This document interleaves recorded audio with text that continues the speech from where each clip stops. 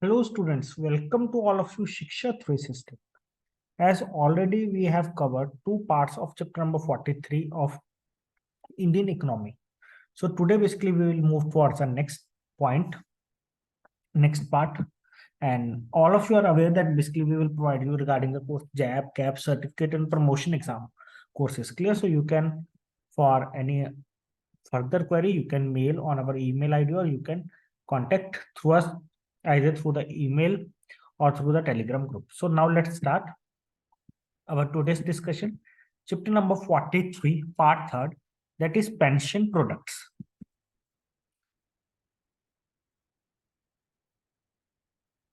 So in this session, we will discuss mainly regarding the annuity and NPS in detail. So let's start.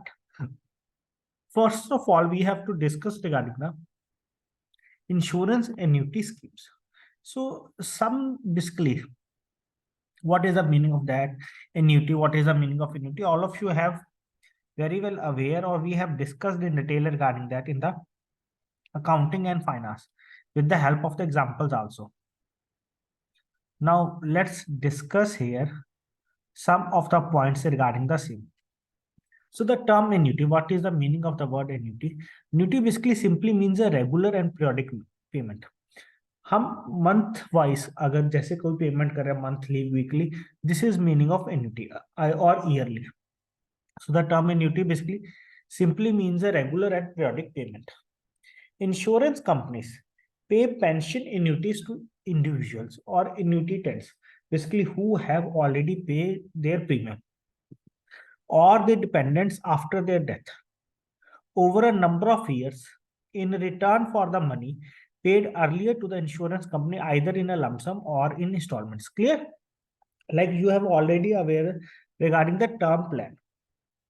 So in the term plan, what is the thing basically which we have to do here? That is either we pay for 5 years, for 10 years, and after that, on the death of the individual who is paying the premium, the insurance company basically on the death or an specific age, the insurance company basically will pay the amount to that account holder. If that account holder is not alive, then they will provide to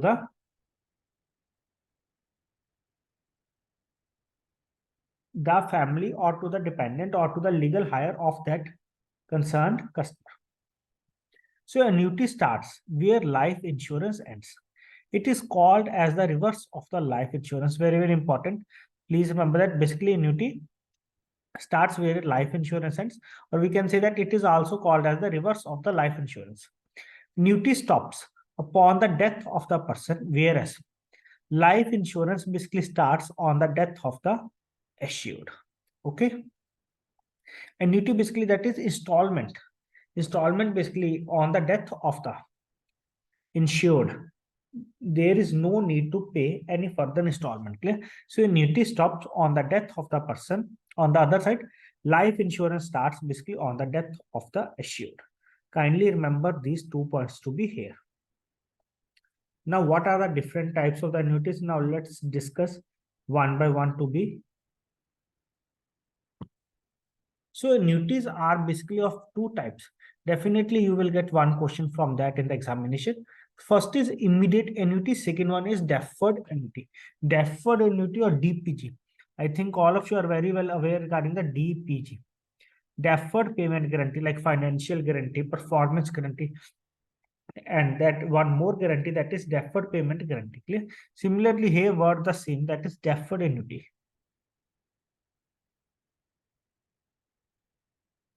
So now let's discuss regarding that. What is immediate annuity? Immediate annuity basically begins at once. Immediate annuity basically, what is the meaning of that? It is purchased with a single premium called the purchase price. Clear? That is only single installment, not installment, basically single premium. This type of annuity basically it is typically purchased when a person reaches the retirement age and has a lump sum to invest. Okay, like basically when only single time premium it is to be paid, that is immediate annuity. In the event of the unfortunate death of the person buying the annuity during the term, his or her legal hires or nominees, clear, is or her legal hire or nominees shall get the remaining installments of the annuity. Clear? Shall get the remaining installments of the annuity. Second one, that is deferred annuity. So under a deferred annuity plan, the annuity payments to the annuitant commence, or we can say that start at some specified time or specified age of the annuitant. Annuitant basically who is paying the installments.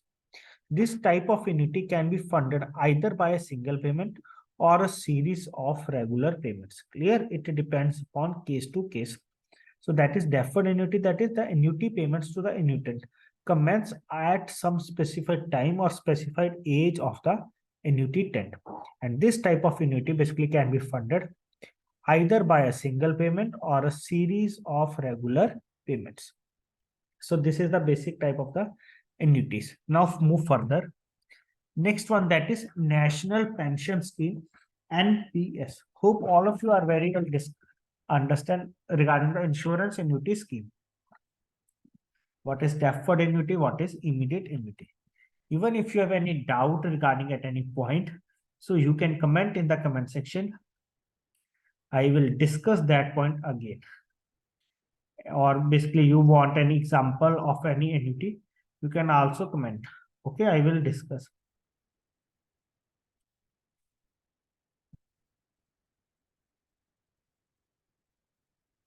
Okay, now move to the next one. National Pension Scheme.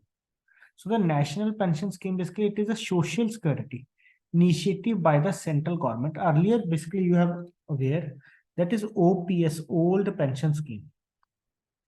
And now basically in each state, you will see that employees before the government that is demanded OPS, that is Old Pension Scheme. So now what is the difference between that we will cover in any other session. Here we will just discuss what is NPS. Presently, whosoever basically join the government job will be covered under the NPS. Earlier, basically, it will be covered under the OPS, Old Pension Scheme. Now it will be covered under the NPS. So what is NPS? How the funds is to be allocated under that? Let's discuss one by one. So the National Pension Scheme, basically it is a social security initiative by the central government.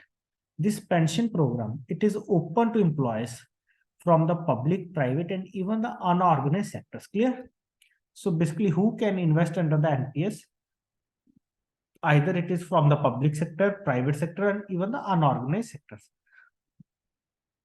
Employees of the armed forces are, however, excluded to be here. So this scheme encourages the people to invest in a pension account at regular intervals during the course of their employment, like monthly. After retirement, how much they will take out, lump sum, and rest in the form of monthly installments. So after retirement, the subscriber can take out a certain percentage, that is up to 60% of the corpus.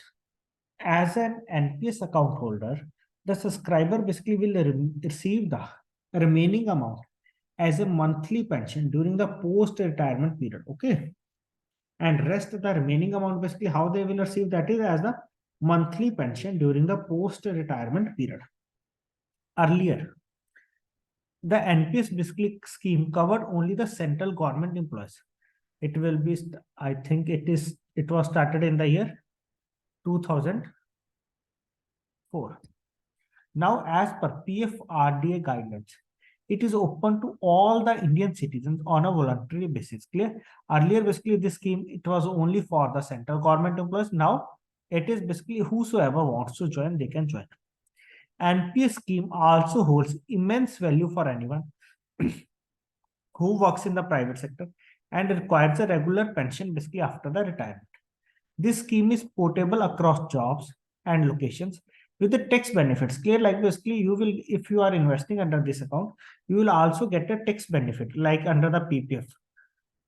Under the 80C, clear, in PPF 80C, here you will also get the benefit under section 80C and 80CCD of the Income Tax Act. Clear? 80C and 80CCD of the Income Tax Act. Okay, so that is regarding the NPS to be here. Now move to the next point.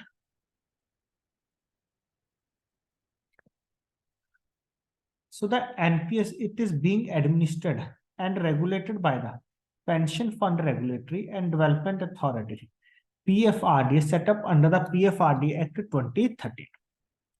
NPS basically it is a market linked defined contribution product.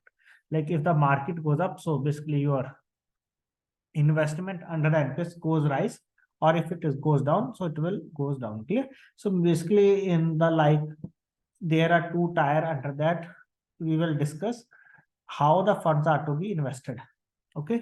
So under NPS, basically a unique permanent retirement account number, that is PRAN number, it is generated and it is maintained by the Central Record Keeping Agency for individual subscriber. Clear? And further that is it is maintained by the Central CRA, Central Record Keeping Agency for individual subscriber. Like you have a PAN card. Clear? Similarly, there is a PRAN, permanent retirement account number. Sometime in the examination, they will ask the full form of that. That is permanent retirement account number that is generated and maintained by the Central Record Keeping Agency for individual subscriber. Further, that is NPS offers two types of account, namely Tier 1 and Tier 2. What is Tier 1 and what is Tier 2? Tier 1 account, basically it is a pension account having a restricted withdrawal. Clear? Like after a specific time only you can withdraw, and there is also a restriction on the amount, that is up to only this much amount you can withdraw, not more than that. On the other side, Tier 2 account. Tier 2 account, basically it is a voluntary account which offers liquidity of investments and withdrawals. Clear? Under the Tier 2 account, basically you can invest as per your requirement or as per your knowledge. Clear? In the funds. Clear? It is allowed only. Basically, when you are able to invest in Tier 2 account, it is allowed only when there is an active Tier 1 account. Clear? It is allowed only when there is an active Tier 1 account in the name of the subscriber. The contribution accumulate over a period of time till retirement. The contribution made to the fund grow with the market linked returns. Okay. Like every month, like if you getting a salary, it's clear. So every month there will be deduction regarding the NPS from your salary and it will be deposited under this account. Okay. And the funds basically will be accumulated and it will increase or decrease as per the market conditions. So this is Tier 1 and Tier 2. So NPS offers further that is different models to suit the different segments of the users. Clear? That is the government model for the central and state government employees. What is that? So NPS basically it is mandatorily applicable on central government employees except armed forces recruited on and after 1st of January 2004, which we have already covered, basically when the NPS started. Initially, basically it is for the central government employees. After that, subsequently, all state government, excluding Western Bengal, have also adopted NPS basically for their employees. Government employees make monthly contribution at the rate of 10% of their salary. 10% basically it is deducted from their salary and 14% basically from their side of organization. Clear?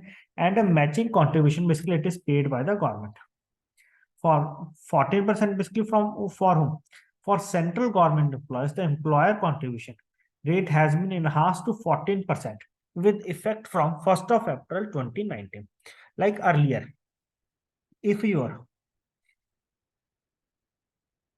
organization basically will pay you 5,000, clear, from your salary, clear, so they will pay more from their account, clear, to your NPS account, that is 14%. This one, it is the government model. And when it is 14% basically started, that is from 1st of April 2019. Next one, that is the corporate model. Basically, companies can adopt NPS basically for their employees with the contribution rate as per the employment conditions. Clear? With the contribution rate as per the employment conditions. So all of you have to go through all these points once so that you are able to understand all the points properly. So in this session, we have to discuss up to this much point. There is one more point, that is all citizen models. So I request to all of you, you can go through that. And How the function under the NPS, it is to be going on PRAN number, that is 12-digit unique number. And I will tell you this point, it is important. So who will manage the NPS, that is under which funds basically you can invest your funds, like enrollments and contributions under NPS are made through the nodal officers for government employees, employer or POP, that is points of presence for corporate employees, or EPS, ENPS, electronic NPS for other individual. NPS basically it is administered through an unbundled architecture involving intermediaries appointed by the PFRDA. Clear? Because it is a market linked, clear. So basically it is involvement of many intermediaries like pension funds, custodian, central record keeping agency, national pension system trust, trustee bank, points of presence, and annuity service providers. NSDL, it is the designated CRA presently, clear. So like CDSL, like similarly there is NSDL, clear. It is a designated CRA presently, that is central record keeping agency, very important, clear. Who is the designated CRA presently under the NPS, that it is to be NSDL. You have already aware that CDSL shares are also listed on the stock exchange. I think all of you are aware regarding that also.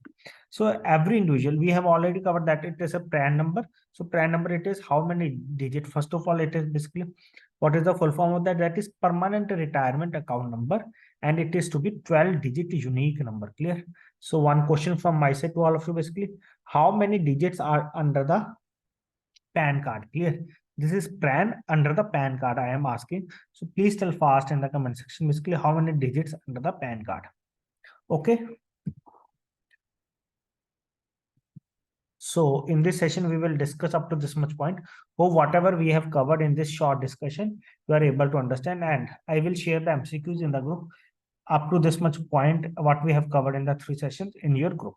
Okay. So you can join our JAP classes for PPB, accounts, retail, and Indian economy. Basically, we will cover the theory in detail, video sessions, MCQ discussion, and previous year MCQs, clear.